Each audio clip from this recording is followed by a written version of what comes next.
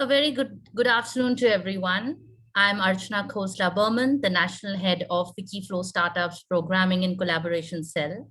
It gives me immense pleasure to extend a warm welcome to our National Startup Cell Head, Dr. Aarti Gupta, the National Startup Cell team, the GB members, chairpersons, chapter members, the Flowpreneurs, and the Flow Angels. I would like to extend a warm welcome to our speaker for today, Mr. Siddharth Lulla. I would like to start with a beautiful quote by Oprah Winfrey. With every experience, you alone are painting your own canvas, thought by thought, choice by choice. May I now invite Dr. Aarti Gupta to say a few words and take us through the ethos of the Flow Startup Cell, which blends in beautifully with today's session. Thank you, Archana. A very good evening, everyone, and a very warm welcome to this webinar by Wikiflow Startup Cell on creating your own business plans. A very warm welcome to Siddharth Lulla as well, and thank you for taking out the time, Siddharth, for doing this. Wikiflow is a 38-year-old organization with the motto to empower women through entrepreneurship and skilling. It is imperative that we invest in creating entrepreneurs and give them an enabling and conducive environment today for them to thrive. Through its initiative, Flow plays an integral part of this process and contributes effectively towards the growth agenda of our nation.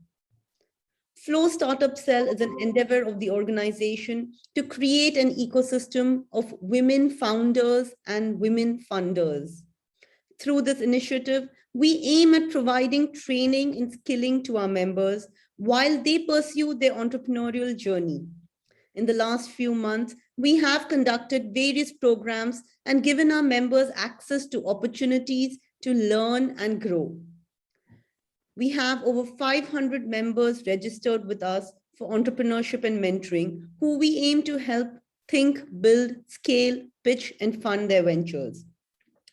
In our Flow Startup Cell, we also realize that it is not enough to just train women entrepreneurs. We need to complete this circle by creating a pool of women investors as well. And to fulfill this vision, Flow Angels was launched, which is our attempt to train the experienced women members who wish to invest in and mentor startups.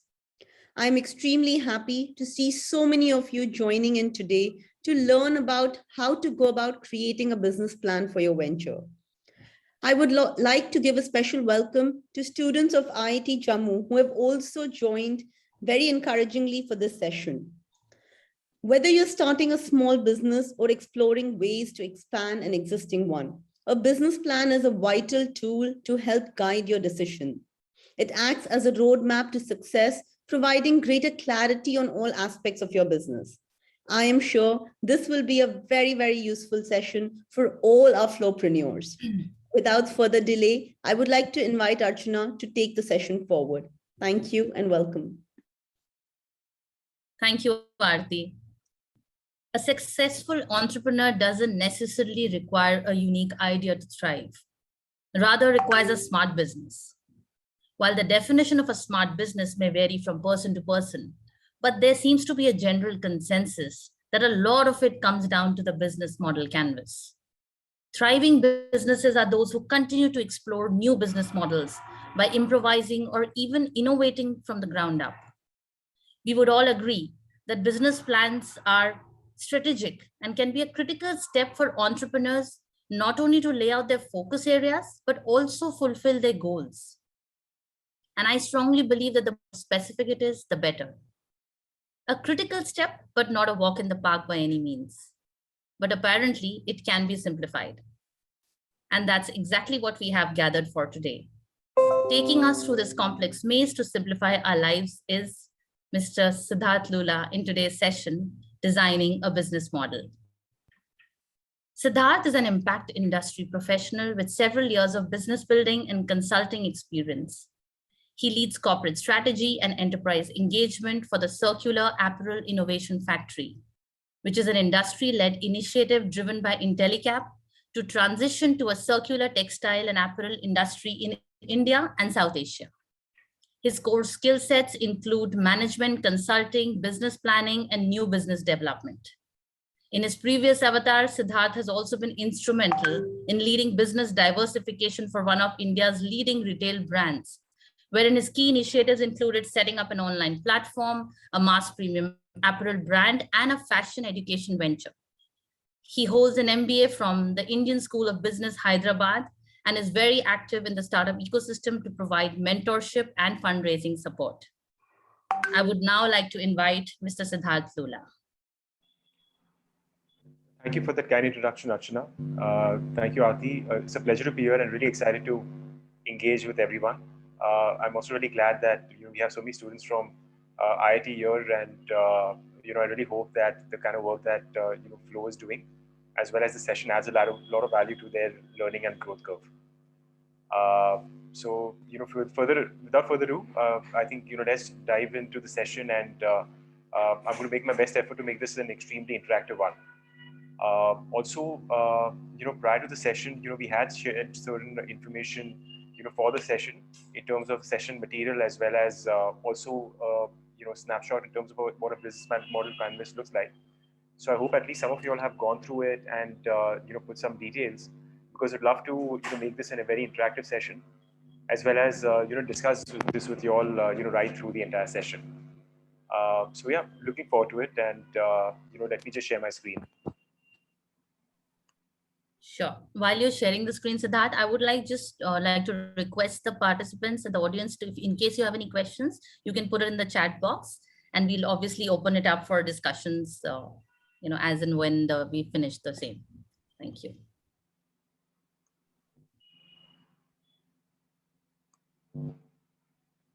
Is the screen visible for everyone? Yes. Excellent, excellent.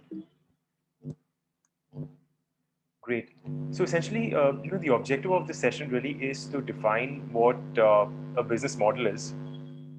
Post that dive into what a business model canvas is. This essentially is a tool really to help you create a business model for your business, and then finally jump right into how does a business model canvas really help in creating a specific business plan. So we start with the business model, dive right into the business model canvas, spend a lot of time on that, because that really is the core in terms of helping you, build your business model further, get a lot of clarity for your business, understand the areas where,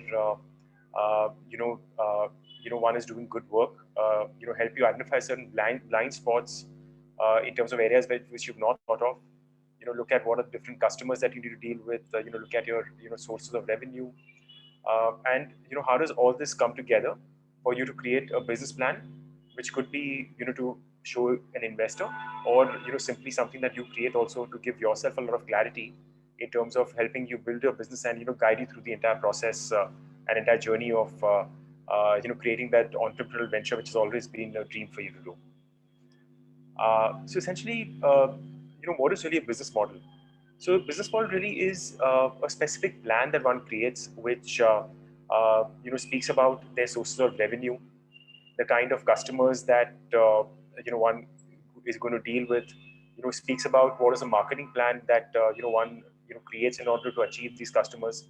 What are some of the retention strategies that one would adopt in terms of ensuring that these customers, once you actually they've come to you, you are able to manage them, and also in terms of growing your business. How do you raise funds for it, or what are the sources of finances for your specific business? So something a specific plan which really speaks to you in terms of who your customer is, what is the value that your business can offer to a customer, will she, or what will she pay for your services, how do you reach out to your customers, how can this value be delivered to the customers, and also ultimately how do you get repeat customer business, or how do you stay in touch with your consumers. So this essentially is what a business plan and a business model really covers. So if I had to really put it in terms of a specific description, or one-line definition, I would really say that a business model is a description of how a business captures value for the customer and generates revenue. Because ultimately, everything that we are doing really in terms of business, while for us, developing revenues or generating wealth may be a prime factor, but the business will never be successful if it's not able to capture value for the consumers, and that really is a prime motive for us to set a business, as well as also ensure that we've thought through our business plan accurately.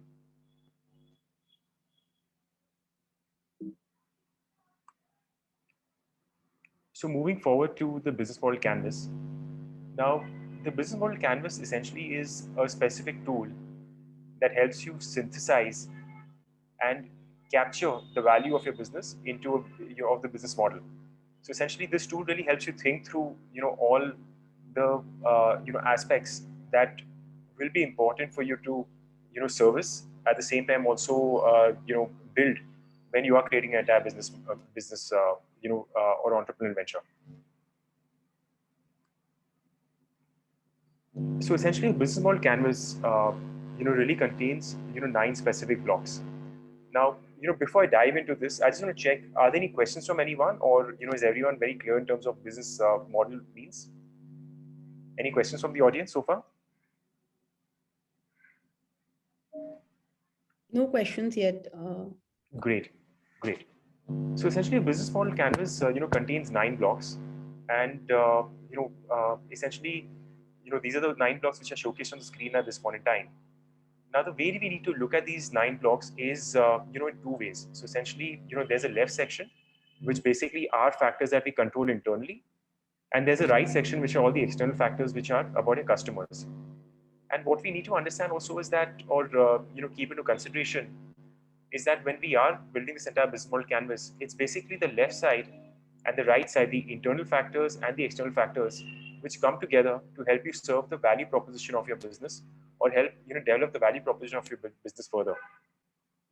Uh, so if you look at the right side first, which is essentially everything to do with your customer. So this basically starts off with your customer segment. So the question really being over here is that, who are our customers that we are, taking care of? Who are the most important customers for us to serve? As an example, it's also very important to understand that, a customer is also very different from an end user. So for example, let's say if it's, children's products, the end user may be a child, but the customer that you are marketing to is going to be the parent who's going to be buying that product for the child. Similarly, if you take an example of, let's say, Google, or, Google AdWords. Now, Google takes care of 2 customers. One really is your, or, let's say, audiences like us who are using it for searching, and essentially creating that seamless experience for them, for the customers, that, there's a quick search happening through Google. And the other essentially, and which is their main source of revenue, is really your businesses who use Google AdWords, Google Sense, essentially to advertise products and to reach out to the right customers. So hence, the key really for any specific business, and any starting point really for you to take as step 1, I would say, is to understand who your customer is that you're creating the business for, or who you're looking at serving. Because it's only once you're clear on this is then where you can really go ahead with the other steps. Then we have the customer relationships. Now, essentially, on the screen, we can see that when it comes to customer relationships, what we're talking about here is that, how do you essentially establish and maintain your, customer relationship, or, how do you, how costly your customer relationships are, or how is it integrated with the rest of business model. But the key thing for us to really understand customer relationships is that your customer relationship really is your entire customer journey. So how do you acquire a customer? How do you keep a customer? And how do you grow your customer base? A lot of work really for most businesses, and when it comes to marketing, as well as in terms of, let's just say, different strategies to get customers, is focused on this block. So how do you get customers in terms of, what are some of the marketing strategies that you would apply? Would you go for direct marketing, based on where your customers are? Would you adopt, certain, digital ads?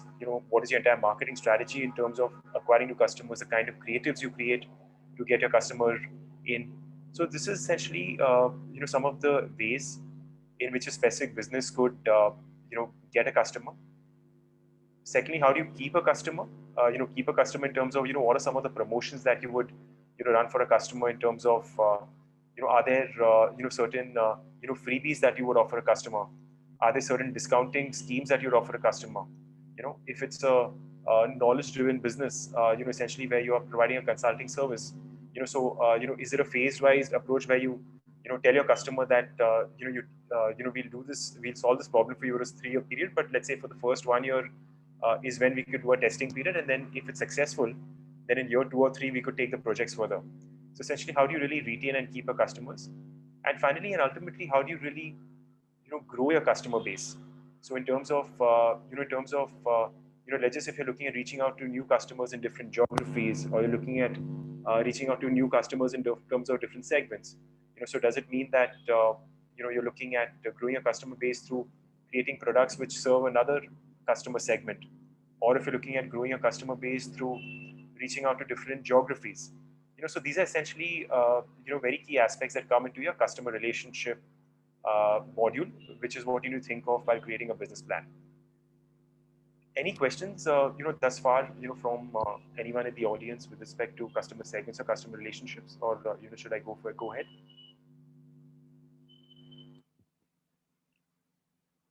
Great. So, I'm sure that we get a lot more questions moving forward, and now we'll go with respect to the customer channels. So essentially, the main important thing for us to also understand is that while we have identified what our customer segment is, and what is the way for us to manage these customer relationships, but essentially it's also crucial for us to understand what are the channels for us to serve these customers. So, for example, retail businesses, would essentially have your channel of communication could be your channel of serving your customer could be your retail stores. It could be your e-commerce platforms. It could be catalog sales models wherein a lot of people also do direct sales by creating a catalog of images and sending them out to customers. So these could be some of the sale channels.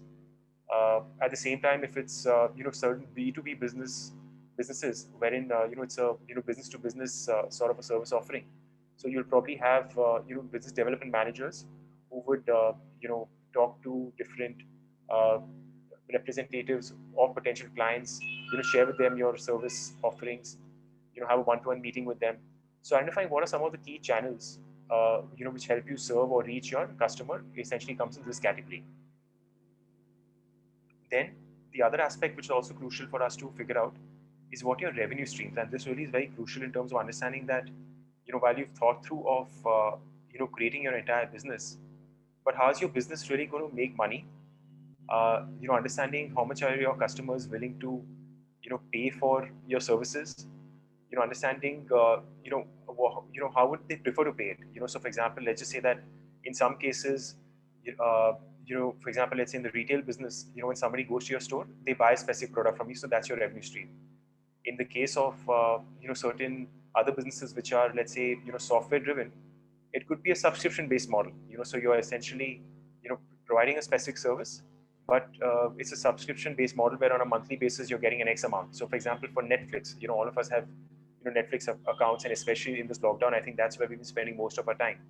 I was reading somewhere that what's the biggest competitor for Netflix? Is it Amazon or is it your sleep? And I would say it's your sleep at this point in time, because that's the amount of time that we are really spending on Netflix. But essentially, it's a subscription-based model wherein it's on a monthly basis that our cards get charged automatically. The other thing which is also important to understand is that when it comes to revenue streams, what a lot of different software offerings today, or a lot of new age businesses are doing, and essentially given the target audience that is there on this call, we're also looking at developing some of the new age businesses. So essentially what they do is, so what a lot of platforms do nowadays is that they split businesses in two parts. So some are services which are offered free of charge, just to kind of get or increase their customer base. And then finally, also to look at certain services which will be important to the customer and which is what they will be willing to pay for. So that's something that that's something that as a business is very, very important for us to identify, that what is it that we can create as a service or a revenue stream that it's a must pay for a customer, and which they cannot do without. So from a customer perspective, these are the 4 key blocks that come in while looking at a customer and looking at what our revenue streams really are for a business model canvas. And then finally, also understanding for us, what is the value proposition of a business. So in terms of taking a step back, also trying to understand that what is that need for a customer that our business is looking at solving. Now, value proposition is not necessarily that there's one specific value proposition. It could be a couple of things also. But usually, you'd see that it's not more than 2 to 3 things which uh, are specific aspects that are being provided to a specific customer, which is defined as a value proposition. So, as an example, I would say that from Google's perspective, the value proposition would be quick, easy searches. So the speed at which you can search on Google is very important. The relevancy of search is very important, and then in order to cater to, let's say, Google's customers who are paying for the advertising services, in that case, how accurately the Google algorithm can identify the right customers is what the value proposition of a Google platform is. You know, Similarly, if it's a luxury brand, now for a luxury brand, when you go and buy a specific product from a luxury brand, you're not really buying a product, you're not buying a garment, or you're not buying a shoe really. You're essentially buying an experience. You're essentially buying a specific feeling. So, does your customer feel, uh, a sense of satisfaction in buying the specific product, or is there a sense of comfort in buying your product? So what does your brand really stand for? What does your product really stand for? So essentially, this is what comes under your entire value proposition category. So it could be, let's say, comfort. It could be a feeling of luxury. It could be ease of use. It could be convenience. So these are aspects, or these are essentially some of the adjectives or terms that we need to think through when we look at what the value proposition of our businesses. Do we have any questions thus far with respect to value proposition? Great. And and finally, moving further, now that we've covered the right side of the business, wherein we've essentially understood what our customer segment is and what our value proposition is. This is where we move to the internal factors that one needs to build to understand and to to think through really, as well as invest in terms of business building their businesses. So, for example, one is taking into consideration what are the key resources. So, when we talk about key resources, uh, key resources essentially could be classified into 3 to 4 things. So, one is your infrastructure. So, essentially, infrastructure, would be in terms of, do you require, let's say, building if it's a manufacturing based enterprise, or do you require some machinery? Do you require your own retail stores? Do you require any other if you're into logistics businesses, do you require certain transportation vehicles? So what are some of the infrastructures or resources that you need to invest in to build your business? Second is your people. So in terms of largely, and this is very true for a lot of software driven businesses as well as a lot of knowledge driven businesses, wherein it's important to understand that people are really the heart of such businesses. And also taking a step back and understanding that what are the key skill sets in terms of people that you'd require to run your business. Then your platform. So for example, let's just say that if it's a business like Facebook, if it's a business like Zoom, if it's like a PayPal, in that case, your backend platform is one of your key resources, for such businesses. So essentially, you're looking at your infrastructure resources. You're looking at people. You're looking at platforms. You're looking at some of the knowledges that, or the IP that you need to create. So all these really fall into your key resources while you're building your entire business. And this is very important for us to consider these items, because essentially when you are looking at planning your business from an expense perspective, or what are some of the investments that you'll have to make to start your business from ground, it is going to be very crucial that you take off the key resources that you need to invest in, and understand what is it that you need to own, so that that becomes a priority for you to invest in while building your business. So that's how you think through your entire key resources for your entire business, or your business model essentially. Uh, then moving forward in terms of understanding what your key activities are.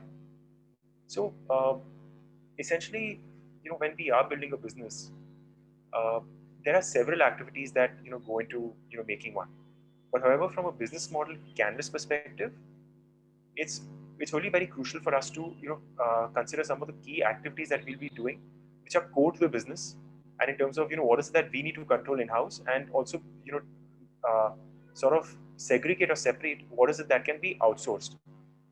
And the reason why this is important is something which I'm going to cover when we go to the key partner section. But when we talk about key activities, what we also need to do is understand that from a business perspective, what are some of the key activities that we need to manage in-house, as well as also, get a very strong sense in terms of what are some of the activities that can be outsourced.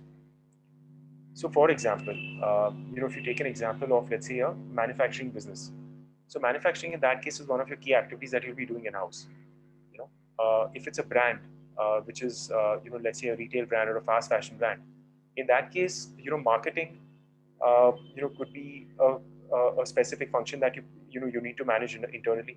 It could be your quality of products, but a lot of manufacturing for products could be outsourced in that case for retail brands, which traditionally does happen for a lot of global brands like let's say Zara or let's say a Marks and Spencer, which control the entire operations of retail, their entire marketing in house. But a lot of the other manufacturing processes are outsourced to different companies across the world. If you are essentially a platform like let's say Facebook, then in that case your entire platform management process, your backend software, so these are essentially key activities that you manage in house. You essentially get the right kind of talent to manage these activities in house. So essentially this is where your investment is going to go. Or if you look at a business which is in the knowledge management space, like a consulting firm, in that case again your entire content, or let's just say your entire the knowledge that the knowledge piece that you build, or your entire consulting services, is going to be something that you do in house, and hence you have to have the right kind of people for that. So these are essentially some of the key activities that you'll be controlling in house. Uh, so now that we've got a sense of the key activities or key resources, this is where we need to move to the key partners. And the reason that we need to identify key partners is that when one has a sense in terms of what are the resources that one is investing in, identifying the right key partners helps you reduce your costs by ensuring that you're not investing in areas which are not going to be a waste of money or a waste of investment. Secondly, also it's going to be important for you to figure out what are some of the services that can be better outsourced or managed rather than for you to kind of build teams in house. It'll also help you achieve economies of scale by helping you find the right partners who can help you reach different geographies and scale a specific business. So essentially, it's very crucial for us to identify some of the right key partners for ourselves for a specific business.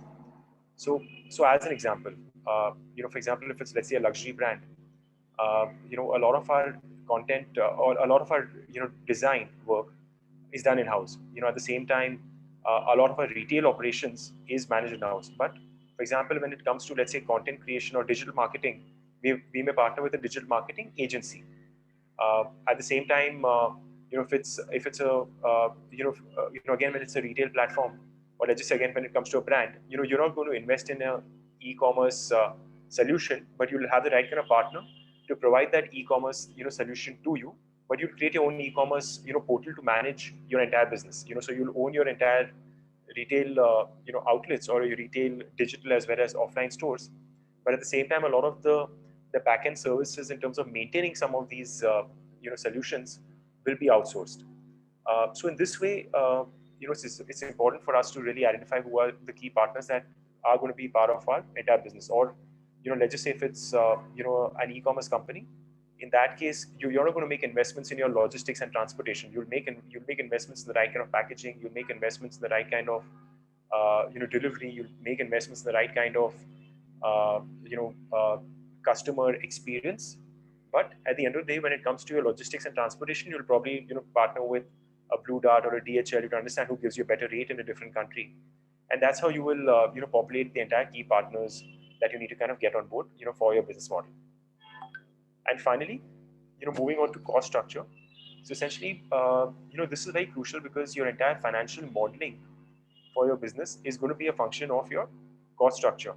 So what this really entails is that getting a deep sense in terms of, and from a business perspective, one is understanding to kick off your business, or let's just say if it's an existing business. In that case, what are some of the key cost heads that you are going to have? So is it going to be your store rentals? Is it going to be the people that you are hired? Is it going to be your logistics and transportation? Is it going to be a cost of inventory? So making a list of all these cost elements, understanding where is your money going to go eventually, getting a sense of what your cash component for the business is going to be in terms of how much money will you require for managing a business for year one and year two. How much money do you need to really invest to start your business off, or at the same time also in terms of based on your cost structure, getting a very deep sense in terms of what are the important things that you need to spend your money on day one. What are some of the things that you'll have to plan for a few months down the line, and also what are some of the services that if you partner externally with for example your social media agencies or your logistic companies or your e-commerce maintenance agencies, how much is that going to cost you, and make an entire financial model around this. uh, so so this in a gist is really what are some of the factors that go into creating a business model canvas. And the idea of doing this entire exercise for uh, entrepreneurs who've already been doing their business for the last 3-4 years, or for a set of new entrepreneurs is one that for a lot of established entrepreneurs it also helps you identify certain blind spots or areas where you've not really looked at while building your business, or gives you different opportunities that you could have explored or have sort of missed out. But at the same time, for new entrepreneurs, helps you think through your entire business model. Gets a lot, helps you get a lot of different, helps you get a lot of clarity in terms of how to build your business as well. uh, and the main idea of this being also that when it comes to creating a business plan, I know that we've covered a lot of intensive aspects over here, but when once it's to do a lot of work, a business plan could take a lot of pages and a lot of time and resources. But your business model canvas is usually step one, wherein by putting some of these factors on a single pager, you have a specific clarity, and it also helps you prioritize in terms of what your business should stand for, and what is it going to really take to build your business, as well as also understand how do you serve your customers better. So this really was a gist of your business model canvas. Uh, so we're going to move into a couple of examples, but before I do that, I'd love to get a sense if there's any question on the business model canvas from any of the students out there who recently joined, or any of the entrepreneurs from the Fiki for Flow platform. Any questions?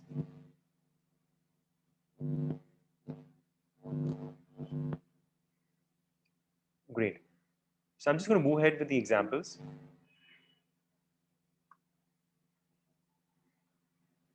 So essentially, we take the example of a Nike, and Nike is a brand that all of us have used at some point in time. When we go through the business model canvas of a brand like Nike, this should give us a very fair perspective in terms of how do we look at our business and how do we approach our business on the entire business model canvas front. So in terms of customer segment, now essentially, when we look at a brand like Nike, Nike essentially has a worldwide mass audience who's looking at athletic products.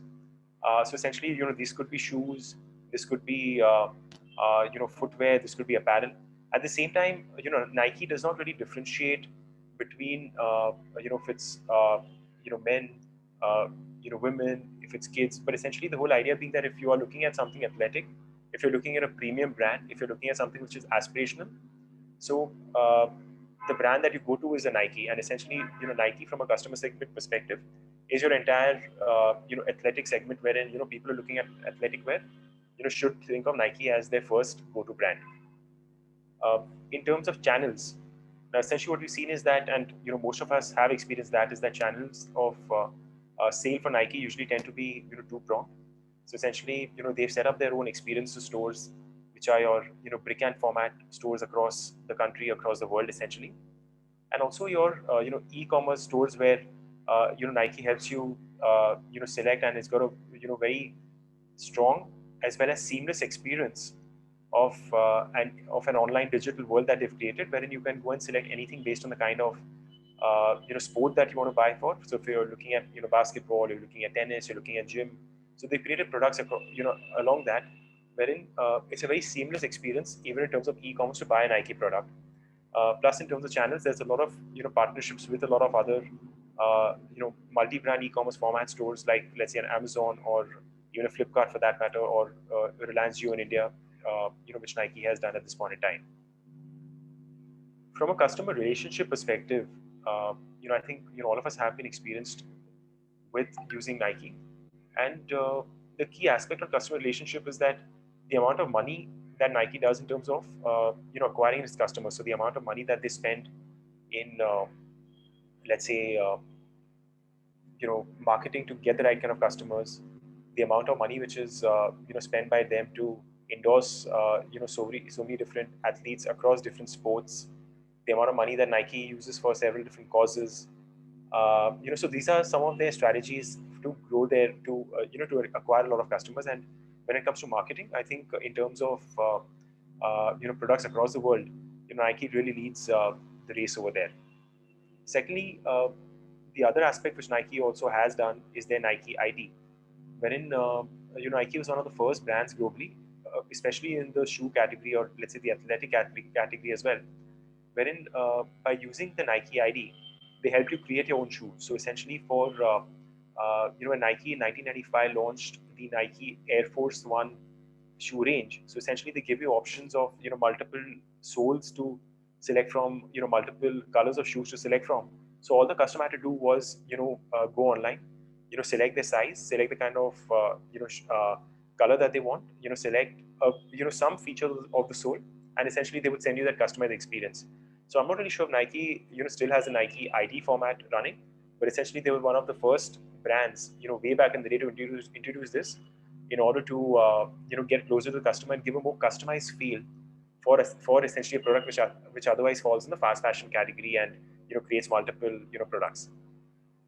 So essentially, this is how Nike really managed some of their customer segments, their channels, and customer relationships. And essentially, I'm sure that everyone would agree with me over here is that when it comes to the value proposition, some of the three core value propositions that Nike really stands for is quality. Second is innovation, in terms of the amount of uh, you know uh, work that Nike puts in terms of designing and creating new innovative products. And finally also status, because Nike is just not an athletic brand, but it's also a status symbol for someone who's using a Nike product, or which is also similar to ASICS in that matter. So in terms of the kind of aspirational value that a product like Nike creates. In terms of revenue streams, so while there's a lot of effort that goes into marketing and in terms of getting the right kind of consumers, but Nike essentially makes its product largely through product sales, which is their prime. And I would say 80 or 90% of their revenue comes largely from product sales itself. So if you look at the left side now, the business model canvas here for Nike, I would say that it's essential for us to demarcate in terms of what are some of the key activities that Nike really does.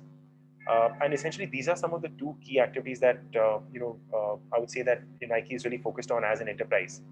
So one is essentially the product design and development. So their in-house team, in terms of designing their product and developing the sampling of the product, these are some of the key activities. A lot of the Nike manufacturing is outsourced globally to a lot of different manufacturers who meet specific quality standards in countries like Vietnam, in Thailand, in India. But essentially, the entire product design and development is what is done in-house. And secondly, a lot of their focus, a lot of the work that they're doing in terms of marketing is something that they control in-house, because this is really what creates an experiential feel for a brand, or I would say a global major or a global giant like Nike. So hence, the key resources that Nike really has. So one of the things which is missing over here is definitely the people in terms of their design and product development, essentially the kind of people that they have invested in to get the right kind of designs out there. Second is their brand. That essentially is a key resource for them, which they built out. And finally, the intellectual property IP, or the IP of the brand Nike, because essentially that is where they've got a lot of value. A lot of other resources in terms of, let's say, manufacturing or essentially machinery, that is not something which they really own. A lot of those things are really outsourced. A lot of your logistics for Nike in terms of transportation is not resources that they have in house, but those are again where they have delivery partners globally. Also, their stores where they are selling from are essentially resources that Nike really has in house. So in terms of key partners, so essentially your manufacturing partners, or let's just say some of the sports and scientific research institutions that they've partnered with to ensure that the kind of products that they create are beneficial to use, where they've also partnered with companies globally like an H. Carita in Hong Kong, or other companies where they try to create a lot of science in terms of some of the products they're doing. But essentially, their entire manufacturing, logistics. So these are essentially partners that they have a very strong and seamless tie-up with. And essentially cost structure. So if you look at some of the cost heads, and this is not a universal cost head, but just as an indicative, for a brand like Nike, you're looking at inventory and warehousing, you're looking at marketing, you're looking at your administrative expenses, which would include your back end of your managing a company, at the same time also in terms of looking at managing your entire retail, managing your e-commerce operations. So the entire administrative process, the cost for that, the people that you're really employing, is a major cost structure, which will come as part of your financial sheet, essentially, for a brand like Nike. So this was an example of the business model canvas for product-led brand, and something that we are all aware of. Any questions from your side with respect to this? From the audiences, from the flow members. Archana, any questions from your side over here, or any thoughts?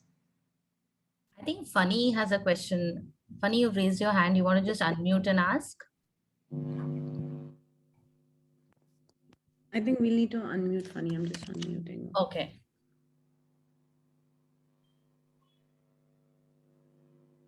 Hi, Siddharth. Hi.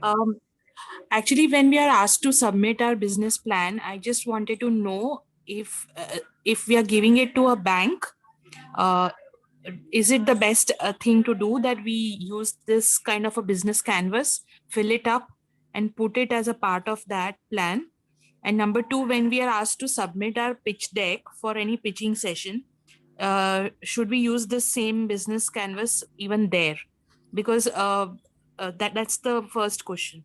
And second is, when we are startups and we have to fill this, I have tried to attempt it, but there aren't many bullet points. In some of the parts, you hardly have one or two to quote, because you haven't done so much that you can put it there. So is that okay? I mean, at this stage, to not be able to fill everything? So when you're saying not being able to fill everything, uh, if you could give me an example, so Fanny would love to get a sense in terms of what's your business, for everyone here, for the audiences, and also then in terms of what are the areas that you've not been able to fill. So maybe we can attempt to try and fill it, and get some thoughts around that. Yeah, so I am into solid waste management and Sure. into green education. So I have products and services both to offer. Got it. And what are some of the products that you offer, and what are some of the services that you offer? Products are twin bins, which are dustbins for waste segregation. Sure. Then I sell vermicompost, then compostable dustbin liners. Sure.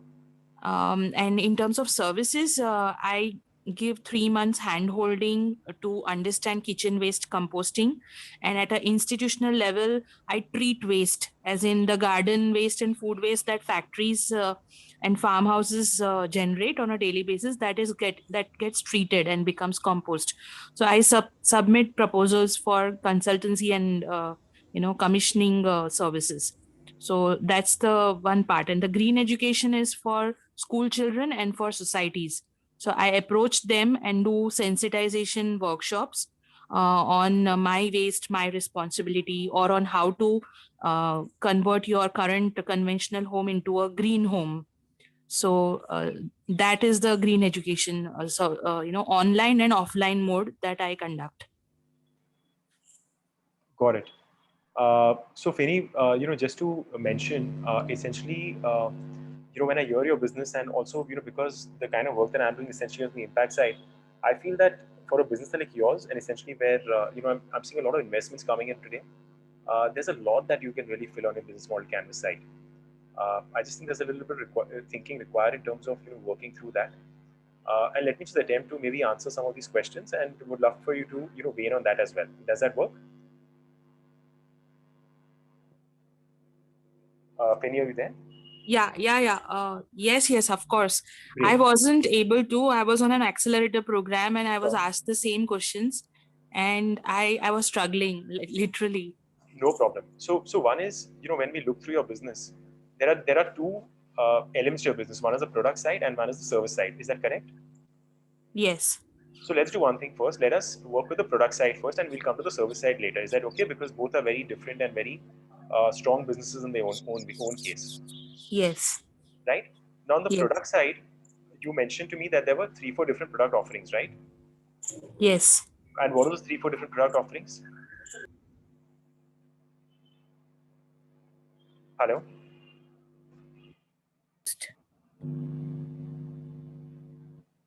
Hello? Yeah. Can you hear me? Yeah, you mentioned dustbins, you mentioned vermi. Dustbin liners Yes, and vermicompost. got it. Now, who are your customers for your dustbin liners, and who are your customers for your vermicompost? Vermicompost, it is usually farmhouses and bungalows, where ladies are the deciding factor. Also for dustbins and the liners, again women are the decision makers and the target audience. Fair enough. But essentially your customer segment over here, is essentially, let's say, women who own farmhouses, or let's just say owners of farmhouses, or owners of let's say service agencies, right? Yes. So essentially, your customer segment over here, would essentially be some of these owners of some of these categories that you're selling to. So I would totally agree that maybe women are some of the larger decision makers when it comes to these products. But what I would suggest is that you'd be focusing on your customer segment is essentially owners of some of these farmhouses, which is a key customer segment that you will be focusing on. Yes. Yeah, and for the dustbin, what did you mention? Was that farmhouses again, or was that another customer segment? No, dustbins is for individual households, Sure. not for institutions. So Got it. this whole problem of free dustbins given by governments but segregation not happening is Yes. what I have addressed by designing a particular type of dustbins called twin bins. Sure. So I try to sell twin bins as a set of green and blue dustbin, uh, Got it. which are placed together in that product design. Perfect. So that's how I try to push it. No, I don't sell a green or a blue separately. If anybody wants to buy, they buy it both together, and that's how I put that thing into their head that color code is important. Absolutely. So sounds great. So essentially, you got a specific product which is being sold to owners of farmhouses, and you also got a specific product for your households. Yes. Yeah. Now, Yeah. in terms of for you from a channel perspective, uh, your essentially your uh, products which are going to households, your channels over here are going to be a lot of these, let's say, distribution stores which people go to buy a lot of their regular household bins from. Would it be like, let's say, uh, some of your lifestyle stores, or would it be like your local kirana stores where people go to buy some of your dustbins from? Is that fair to say? uh, because they are without education people don't buy. So like you said, I go through exhibitions where there is a little bit of explanation of why they should buy these together. If I Yeah. give it to a kirana store, they might not even accept it. But if I go to at home or those lifestyle stores where a concept is being sold, there the takers are more. Only Got thing it. is I've not explored those channels because I need distributors and dealers who can go and get them placed in few numbers at these places. Got it. So I So never got it included in the channels. that's totally fine. But the only thing which I'm Because going I to did do is, not explore that channel, I never got it into the business canvas. no, I that ideally that is the channel I should go for. Yeah. yeah. So that's totally fine. So the thing is that for you to go to exhibition to create awareness, essentially is, or the way of creating awareness is the way for you to get your customers. So we focus on that in the customer relationship segment. But let's say from your perspective, what are the 2 or 3 channels that you can sell your product from? Let's say exhibitions could be one. Fair enough. If it's, let's say, offline stores or offline formats, what are the right kind of partners who you'll have to sell these products from? And that is where I was saying, maybe a kirana store owner who at this point in time may not have an understanding of product, but eventually would that be a channel that you'll be looking at? So if yes, then that would come as part of your channel. Okay. Your distribution partners, who are selling these kind of products would be a channel. Your Yes. exhibitions where you carry products and sell it will be a channel. At the same time, if you think your product can sell online through a Flipkart and an Amazon, through some of their Flipkart, Amazon Essentials, or through a Flipkart category, that again is your channel. So do not limit yourself with respect to whether you think a channel is right or wrong, because that is something that you'll be testing out in your business. But ideally, since you're the business owner, logically, what are some of the channels that you can sell your product from realistically is what you need to put in a channel category. Does that make sense to you? Yes. So that will come in your channels. But we have to write what we are currently doing, right? What we can do cannot be included in a canvas when we are submitting to someone. No, it can be, because when you create your business plan also, when you talk, so for example, let's just say that, you go to, some of, let's say Archana and Aarti to raise funding for your business, right? So what you'll do is that you'll say that in year one, this is how I'm selling my business. This is what I'm doing. And in year two, this is what I'm going to do. So in channels, again, you could, break it down into, where you're focusing currently and where you'd like to focus on in the future. Okay. Because when you grow any business, there are certain things that you'll do in year one and there are certain things that you'll do in year two or year three. So to grow your business in year two or year three, there are certain other channels that will kick in. Yeah. So that's how you look at creating your entire growth plan in your business plan. Okay. And to come to your customer relationship is where, to create awareness. So we said to get your customer, to keep your customer, and to grow your customer base. In customer relationships. So in terms of getting customers, you'd probably go to exhibitions to create awareness. You'll probably partner with Vicky Flow for a lot of, let's say, events where you're talking about the benefits of a product to create awareness. You'll probably sell pamphlets out. You'll do some advertising to create awareness. So that's what you'll do in the customer relationship part. Then in terms of keeping your customers, ensure that your product quality, you're focusing on creating good quality products. That is going to be crucial to to you when in terms of keeping your customers. And to grow your customer base, again, it's going to be a function of marketing or going to other geographies and conducting some of the same marketing activities to create an entire outreach. So would you suggest that I make two canvases, one for the product and the second one about the services? Yes, I would say that for you, because your services and products are very different. Your product business in itself is one entire business. Yeah. And in your product business, again, you've got two different segments and they're not related really. They are very different kind of businesses.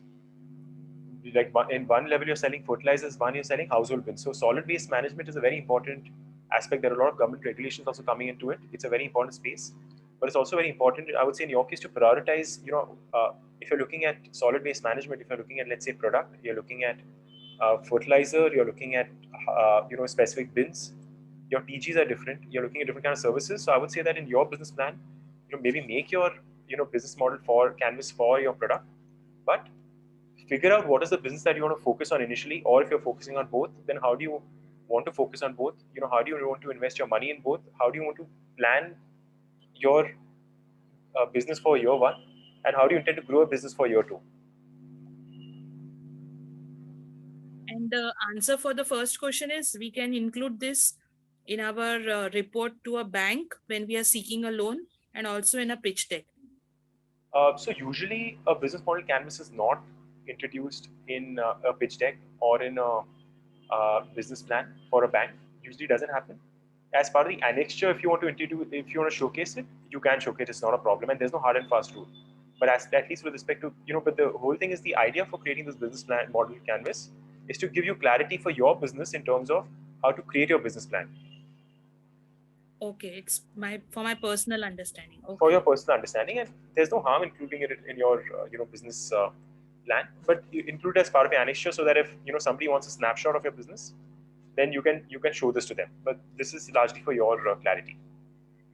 And while speaking to you now, I realize that you're looking at so many multiple things. For you, it's important to break it down and focus on specific categories. Say this last thing, I won't take much of your time. I say this because it takes so much of time to explain my business to somebody that I sometimes feel if it's on paper and in black and white, it's better than verbally telling what I do. So Finney, I totally understand it, and it would take you a lot of time because you're looking at multiple businesses within one business, and I think for you it's important to prioritize.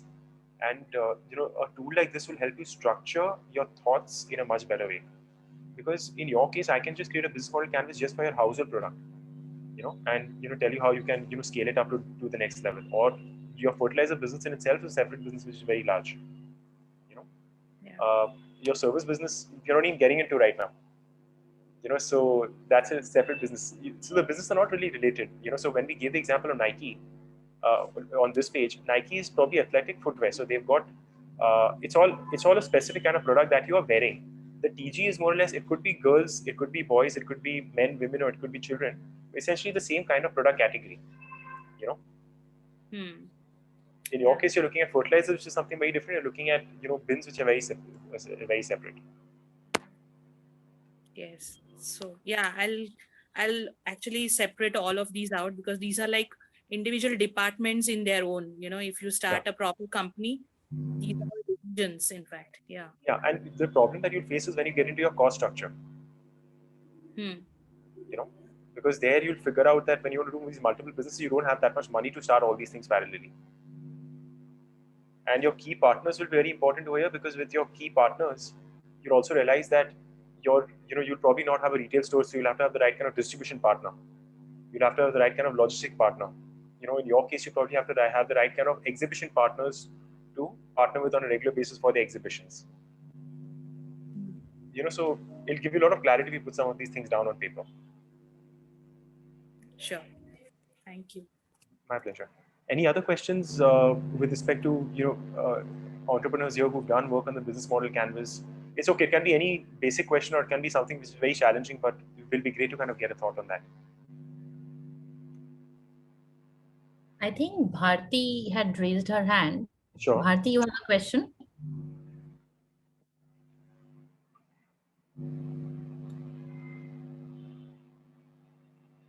Bharti Barodia. Yeah, the value proposition was not clear on the screen. So in the Sure. meanwhile, I went to internet and find out it was what was written. So it was written anyone can be athlete. Yeah. So value proposition for Nike, essentially, I would say, is that your quality, innovation, as well as the status of the product is what the value proposition of a brand like Nike is. Yeah, I know it's mentioned that anyone can be an athlete. So essentially, what they're trying to say is that anyone can be an athlete, and anyone can get into high performance sports. But if I take a step back, I would really suggest that for a brand like Nike, it's your quality, innovation, and it's also a aspirational status symbol that really comes out as a core value proposition, because of which we buy a product like that. My other question was, Yeah. in the key resources, why they have just emphasized very few things like brand and IP. Why not like in key resources they write that they have so many stores or good marketing or very good, like they have some Nike ID or some few of the apps. In the key resources, why they have just highlighted two things? So honestly, because Bharti, this is not an exhaustive list. Okay. This is essentially a list where two or three of the core important things have come up. Just to kind of give a flavor in terms of what the important aspects of the business model canvas is. But I would just say that when it comes to brand, and because you raise marketing, I would say that marketing is a function of brand is essentially a function of the kind of marketing and the experience that you're creating through marketing. So that's why brand comes in as a key resource. Intellectual property again is a key resource, because your entire brand name is your IP. The minute somebody uses it for or uses it incorrectly for their own purpose, that's where it's game over for a brand like this. That's where intellectual property of the brand is very important. And the reason retail stores, sorry, you were saying something. Yeah, see, Nike, we know that this is the brand, that these are the things which are happening, that they have so many things. But suppose if we talk about a new business or my business, if I write only few things like these two words or this type of two things, then don't you think that it will be too concise? Don't you think we should be describing more? How will a person interpret himself? Because we are not Nike, we are a small brand. Yeah, no, absolutely. So the thing is, see, this is based on Nike's example where they reach a specific stage, and they probably mentioned this in terms of, what their business model canvas at this stage. In your case, it would be obviously certain things which are, core to you given it's a small business. So as an example, Bharti, what's the kind of business that you do? I'm owner of Smart Fitness, and we deal in selling the fitness equipments of various international brands. And we are into sports infrastructure, wherein we make sport courts like for lawn tennis, squash, badminton, basketball. And we have some things like we conduct marathon races also, right from 0 to 100. That means right from registration to timing machines. We are distributor for Maksha timing. So we conduct the marathon races also, cycling races also. Got it. So from your perspective, for your business, what are some of the key resources? Yeah. So according to you, what are some of the key resources for your business, according to you? That's the thing, that if I write brands, then very specific, if I write 2, 3 things might be not clear. No, If you but ask, no, but that's what if I'm you saying. In your ask, case, yeah. What I'm okay, suggesting in your, sorry, go yeah, on. I have done my work. So what first thing I wrote before the meeting start today? So I wrote like the showroom. First, my key resource is a showroom. And second is, since we ourselves we have service center for all the brands. Yeah. We don't have any other person giving service. Like suppose I have big brands like I have Matrix Fitness, I have Horizon, I have Johnson. I give the service at my own place. So second key resources is what I wrote is service center. And the third one I wrote brands. No, fair enough. I agree. So the thing is that in your case, let's just say your number one resource is your fitness center. Essentially, the entire, The display. Yeah. your display. Uh, Yes. so essentially, you're selling a product, right? So Yes. the entire display where you're creating experience is your resource for you. Oh, yes. Second, I think, yeah, Everton. Yeah. second is when you're providing a service. In that case, I would say your key resource for you is your people who are providing the service. Okay. Fine. Because it's trained manpower that's providing a service, right? So that's a Okay. trained that's a key resource for you. Okay. And then I would also say that while intellectual property is not so much a key resource, but yeah, brand is important because in your case, I'm sure your brand stands for a specific level of quality and a specific level of Yeah. service, and also Yes. because you're getting, let's say, international brands and you're presenting it to customers here, if I understand correctly. So these three things are important. These are key resources for you. Fine. Thank you. I got it. Thank you. Any other questions that you have on the business model canvas, or any other any other question also with cryptic or tough to answer, something that you've been dealing with your business where you'd like to get an answer on?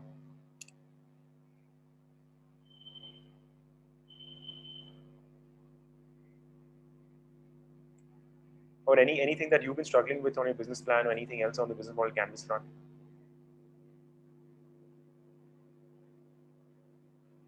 I think people are not able to unmute. So if anyone has any questions, if you can put them in the chat box or raise your hands, we can have you unmuted and have you join or ask the questions.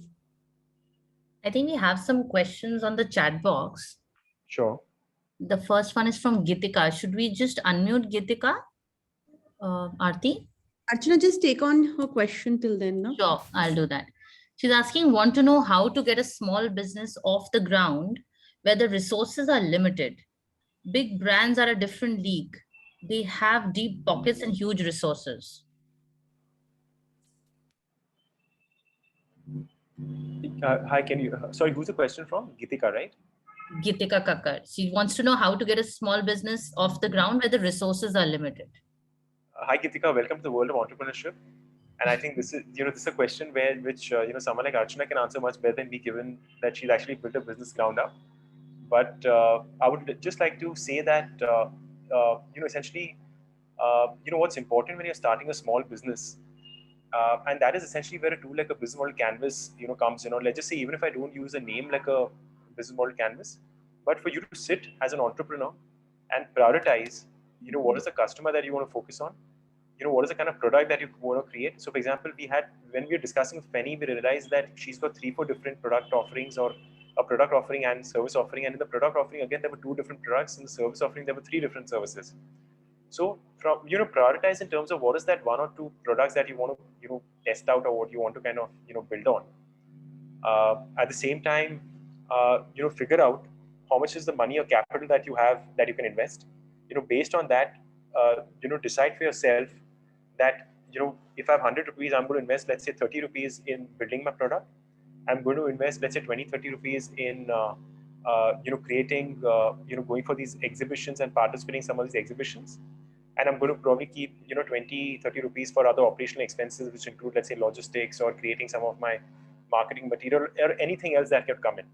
So what I'm saying is this is not an exact in terms of what your cost breakup will be, but as a young entrepreneur who's building a business from ground up, it's very important for you to understand how much money do you have in hand, and or how much money can you borrow from friends and family or from somewhere, and how do you split that money across the entire how to utilize that money to start your business off the ground. So I think that is very crucial. And while we are talking of a big brand like Nike, also let me share with you, if any of you have read, Phil Knight's book about the story of Nike. That's how he started. I mean, essentially, the founder of Nike was working a job in a consulting firm, and on weekends he started by borrowing money from his dad.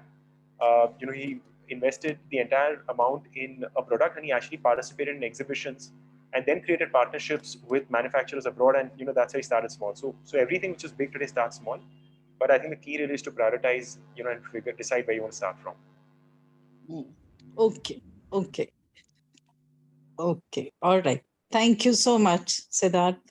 Thanks, Gitika. Any other questions on the chat box, or should I move to the next example also? I mean, we can take more questions, not a problem. We have some more questions. Sure. Kiran Gupta is asking, will you share a few examples on an educational service-based company? Sure. Absolutely. So essentially, let's take an, okay, so would someone like to share that, given the entire COVID pandemic that we've been there in the last 2 years, example of, let's say, 1 or 2 platforms that you all have used on the educational front? Anyone could just give an example and we try and work on that. But please give me a known name. It shouldn't be something I don't know and then we're stuck. Okay, never mind. So let's take an example of Coursera or Udemy. Now, in terms of, if you take an example of, let's say, Udemy, now Udemy, has been focused largely not on, students who are from school, but essentially a lot of professionals who want to build their skill sets. So essentially, for Udemy, the customer segment is largely young professionals or people at home who are looking at, developing other skill sets. So essentially, it's more of recreational skill sets plus certificational skill sets which help you improve on new or different skill sets. So that's an example of the customer segment for Udemy. Now, in terms of channels for Udemy, it's largely through the entire Udemy platform. So it's the entire backend platform, which could be your Udemy website or the Udemy mobile app, which is their flat channel for distributing their service. Now, in terms of customer relationships, so for anyone who's signing onto a Udemy platform, you realize that sign up is free. But having said that, for specific courses, they'll probably give you one of 10 chapters. You probably have one chapter free, and then you need to pay for the other chapter as a hook to kind of start doing it. So that's how they are. It's like a freemium model plus a subscription or a paid model after you start using the service, wherein how they're managing the entire customer base. In terms of value proposition, I would say that it's relevant and good quality education available in a very easy manner or very easily accessible to you. So that's the way I see the value proposition for Udemy right now. I'm sure that some of you would have some other thoughts on what the value proposition is, but that's also very personal to you. But definitely I would say that getting relevant courses easily at the comfort of your house is definitely a value proposition for a service-based educational platform like Udemy. In terms of revenue streams are two-pronged. So one is it could be subscription-based for a specific course, or they can charge you for a certification if it's an individual course for a platform like Udemy. What are some of their key activities? I would say that essentially, constantly getting the right kind of content online is one of the key activities of a program. So getting relevant courses. So getting something on, let's say, cryptocurrency, or getting a new course on blockchain, or getting a new course on gardening, or getting a new course on, let's say, how do you become how do you start your own blogging channel. So these are some of their. So the key activity really is to, one, get the right kind of courses online. Second, the other key activity that a service-based company like Udemy would have is probably going to be in terms of ensuring that you have the right kind of your technology platform, which you're servicing your clients to, is always running, and managing or maintaining that platform is one of the key activities that Udemy would do. In terms of key resources, I would say that definitely the entire team backend, which is managing the entire uploading of data, managing the content platform, understanding Google Analytics in terms of what courses are doing well, studying what courses to get online, studying which geographies to focus on. That is going to be where the investment on their key resources would go. So it would be largely a lot of people-led uh, investments, which I would say is some of their key resources. Uh, in terms of key partners, I would say that the key partners. So most of these educational platforms, don't create their own content. It's very few that create their own content, but your key partners would be essentially content creators. So these are some of your key partners, for an online educational service platform. So I think in a quick gist, I would say this would be, how I would structure a, uh, business model canvas for a educational service platform. So for the person who's asked this question, uh, was this something that they were expecting, or is there any further question on this based on their business?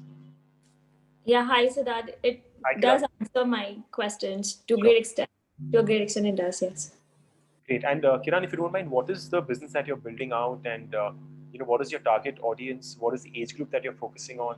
Which geography are you focusing on? Would love to get a sense from you for everyone here on Wikiflow. Surely. So the location is Pan India.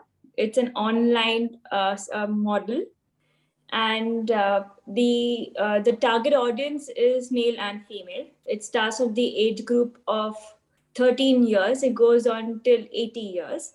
Sure. And there are different modules. I just got to know that I have to create 3-4 business models, but I got to know their services and products in the previous one. So mine has a service base and a product base. So what I am planning to do is one, offer services in terms of soft skills. That's the product. Sure. And the second base is a membership, which is a service based. Yeah. Do I need to expand more on that, or? No, it's totally fine. And also, I'm sorry I missed it, but you said Pan India. And what is the, so if you could just give an example in terms of, what is your customer segment? What is the kind of education that you are providing?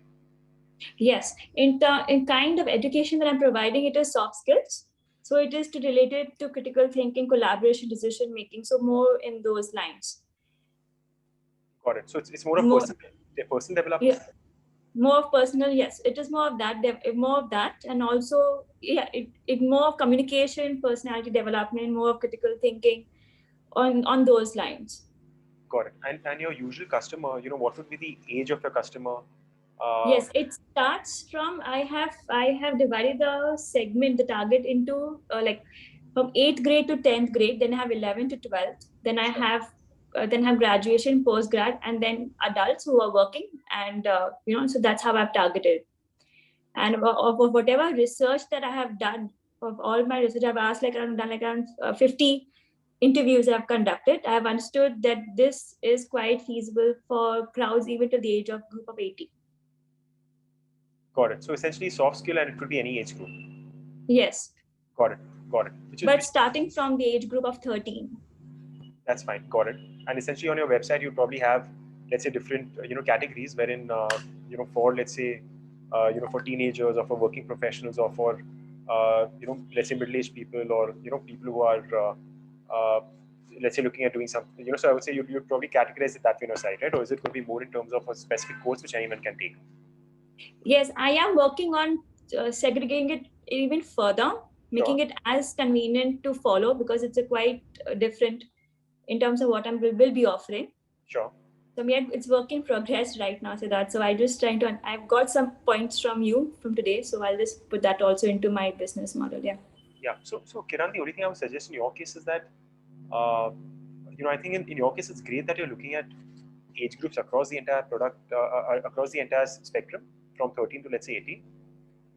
And when it comes to your website, or let's just say your platform, what you probably could do Okay. is in terms of your service offering, or let's just say your when you're building out your revenue streams, look at 3 or 4 different programs that you'd like to offer. So whether it's soft skill training, or whether it's as an example, let's say meditation, or let's say anything which is to do with could you give me an example of 1 or 2 courses that you'll offer? Yes. So related to, like, the foundation is critical thinking. Yeah, So one of it is debating. sure. So that is the course I'm offering in particular in terms of debating and public speaking. Got it. So let's say debating, so your website would look at debating, public speaking, XYZ.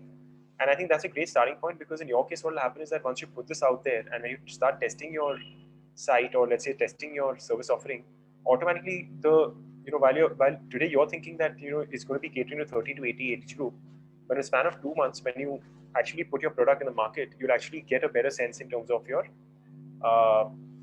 ideal customer segment, or the actual customer segment which is coming to your website, and then you can streamline it further. Does that make sense to you? Yes, it does. Got it. Thank you. Yeah, sure. There is a question from Rajiv. He's asking, how much percentage of my money should we invest in a small business?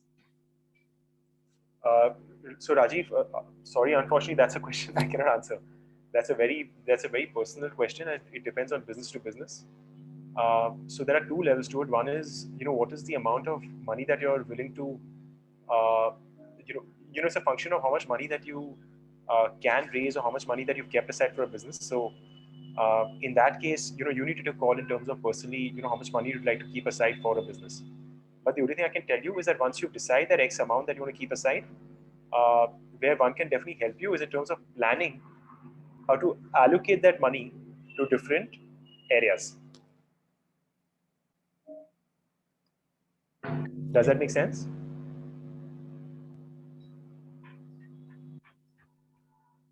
Rajiv, does that make sense to you? I think it's on mute. Okay.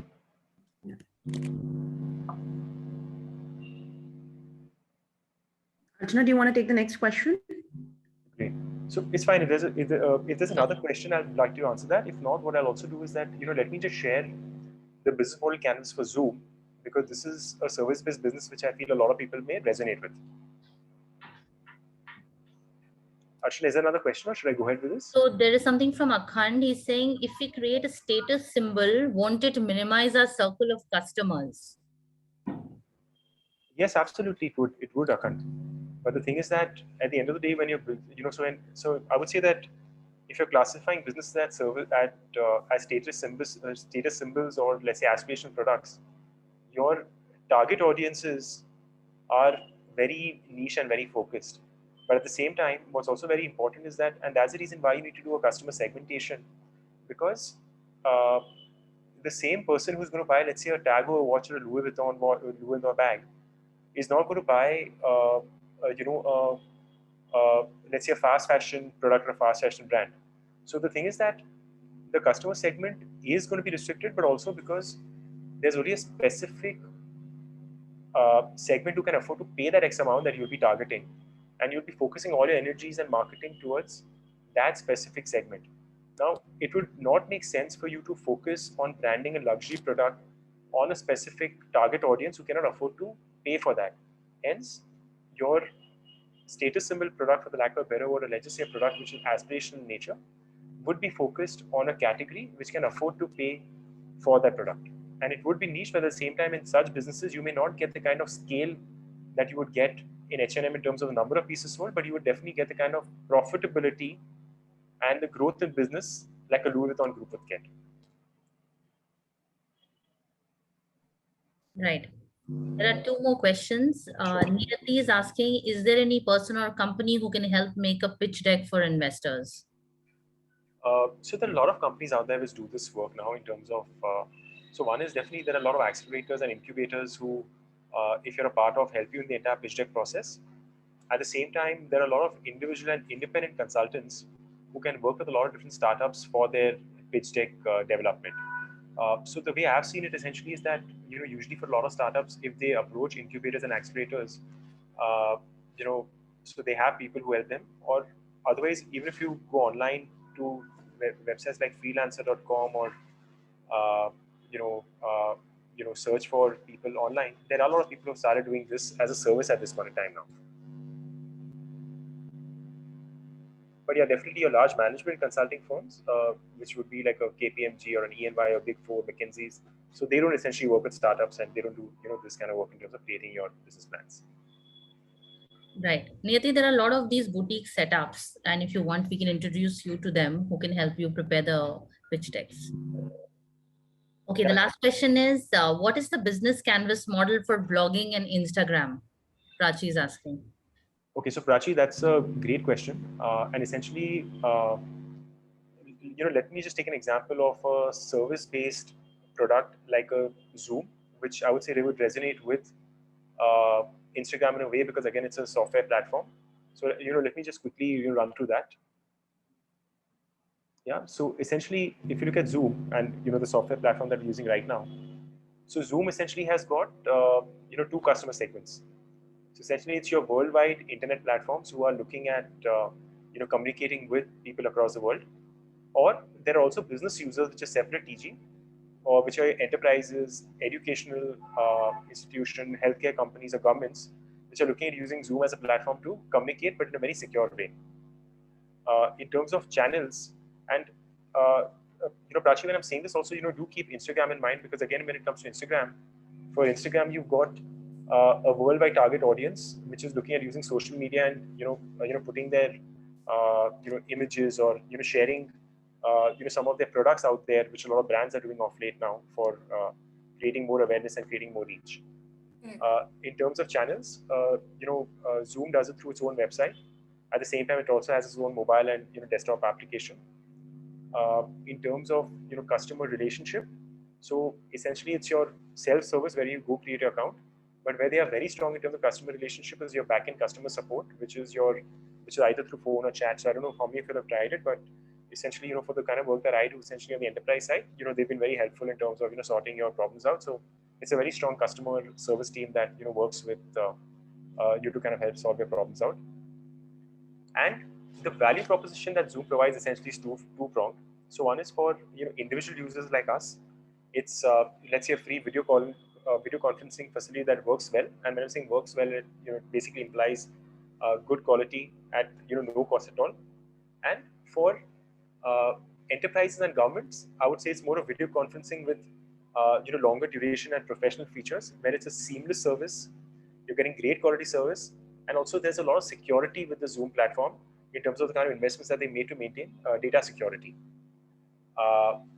Key activities of the business model canvas for a Zoom platform would be the entire platform development and maintenance. Again, for Instagram, this again is going to be one of the key activities wherein you're developing the platform, maintaining it. For Zoom, the key resources is your entire Zoom platform is the key resource, the entire software backend that goes in. Plus, also they've created this proprietary video compression code, which is a key resource of theirs, which kind of ensures that the quality of video that's coming is very good. So when you're talking about the Zoom platform, it's essentially the way you can kind of create your meetings, the way you can manage your meetings, the way you can manage your chat, the way you can manage your multiple rooms when people come in. At the same time, also video quality, wherein your compression code that they created is one of the key resources. In terms of key partnerships, so basically, the partnership with the calendar app. So to ensure that when you set up a Zoom meeting, if you accept the meeting, automatically it goes into your Google Calendar or it goes into your Microsoft Outlook. So that's a partnership that's been created because of which this happens. It just doesn't happen seamlessly otherwise. Or so Zoom also has a partnership with Skype, wherein some part of the Zoom code, which was developed by Skype earlier, has been licensed by Skype, has been licensed by Zoom from Skype on a year-to-year basis. So this is essentially the business model canvas of a company like Zoom, which is a software platform. And again, when you look at the revenue streams, so essentially it's a subscription-based plan if you go on the entire business and enterprise side. Vis-a-vis when you take the example of Instagram, for Instagram, again, for us to get on is free, but Instagram really makes a lot of its money now through revenues that it generates because of the partnership that it has with, Facebook, or let's say, or Insta ads, or, some of the other features which are over there. So does this, make sense for you all, Prachi? And, does this, give you some clarity in terms of what you asked me with respect to Instagram? So basically, I use Instagram for my marketing. I'm a coach. It's a service-based model. So as I was understanding, so the revenue streams would be like basically if I give my coaching services, that would be my revenue streams. Activities is basically developing whatever material I have, right? That would be my key activities to keep on updating it. That's what I'm understanding from all that what you're saying. And partnerships could be with any apps or anything that they could easily use my services for whatever reasons. Yes, absolutely. But I would also like you to share, with the Ficky Flow audience here, a brief about your business, and if I can add on certain things, I'd love to add to it. So basically, I'm an emotional intelligence coach and a parent coach. So I use what I do is now because of COVID, it is more online where I'm coaching sessions. I am helping people online. As you said, for Instagram, the audience is worldwide. So I keep on marketing or writing ideas. I'm also a writer. So I keep on writing things on Instagram so people know where I am. So I think Instagram is a wonderful tool to make your presence felt. Even with direct messages, with people, you can sell your services or coaching services. So that's what I'm doing as of now. Got it. And do you also have your own website, or currently? Yes, I do have my own website where I write my blogs. Got it. So I would say that your channel essentially here is your own website. At the same time, yeah, correct. At the same time, Instagram. Is that fair to say? Yeah, I mean, I feel that I cannot totally rely on Instagram. So that is more to create awareness and get more customers to subscribe to my blog. That's what I eventually want. To subscribe to my newsletter and to read my blog. That's how I put my new links up. Got it. So essentially, the core content, or let's say your core service, essentially is going through your blog, right? Correct. And are you also doing, let's say, offline events? Are you also participating in offline events, or? Not currently, but I do plan to once things open up. Okay, so what I would urge you to consider is that your channel for your service essentially is your website, and if you do it offline, then it's going to be some of these seminars. Correct. Now, Instagram for you is not really a channel. Essentially, Instagram for you is essentially a way you're getting customers, or your marketing platform. Absolutely. So that would be part of your marketing tool. How do you do it? Is going to be through Instagram, through, let's say, if you're putting some ads in newspapers, which you're probably not doing at this point in time, but that's essentially your marketing tool. Correct. Yeah, absolutely. The key activity in your case is the good quality content that you're creating on a regular basis. Yeah. Your key resource over here are two, essentially. Your website is a key resource of yours. Your content that you're creating is a key resource of yours. Okay. The brand that you're building is going to eventually become a key resource of yours. Or your IP, correct. The intellectual property that you're creating is going to be a key resource of yours. Yeah, so am I right to say that as of now, I'm a personal brand? Like, people are coming to me because of my content. So it is basically for what they see or hear, write. Yeah. Whatever I write is what my brand is as of now. Yeah, that's one of your key resources that you're building at this point. Okay. Okay. All right. Thank you so much. My pleasure. Great. Any other questions with respect to the business model canvas? I have two other examples which I won't go through today, given where we are in terms of time. But I'd just like to say that, in this entire exercise of business model canvas, the important thing is that, once you've put a lot of things down on paper, once you've got clarity in terms of what are the different aspects that go in terms of building your business, it's also very important for you to validate your model and assumptions with the right kind of customers. So as an example, we were discussing earlier of this education service-based business, wherein, someone was deciding that between ages 13 to 80, she's going to focus on all the segments. But by creating the right kind of content online, it could be a case wherein after 2 or 3 months, you realize that it's only the ages between, let's say, 13 to 20, which are, using that service, and not the other age groups, which in itself is a very good insight to generate, a very good problem to understand, because then all your resources of marketing can go in focusing on that age group initially. And then you can also spend more money later on once you've picked up in terms of understanding where else can your money go to build other segments. So essentially, once you build your business model canvas, once you start getting things on the ground, it's very important to validate your model assumptions with customers until you can crystallize and keep on refining it. So the business model canvas is actually an exercise where once you do it at the beginning of, let's say you should ideally look at it once every 4 or 6 months, or let's say once in twice in a year is more than enough, but essentially helps you kind of think through your business in a much better way. And for people who are building businesses, essentially the business model canvas helps you build your entire business plan, which is broken down into multiple aspects, and which is something that we can definitely have another session on at some point. But essentially the idea is getting all your assumptions, getting all the clarity required to build your business plan. So from my side, this is where I am, Archana. I think this is what I wanted to share with everyone on the business model canvas. If there are any questions, would love to answer that at this point in time, or over to you.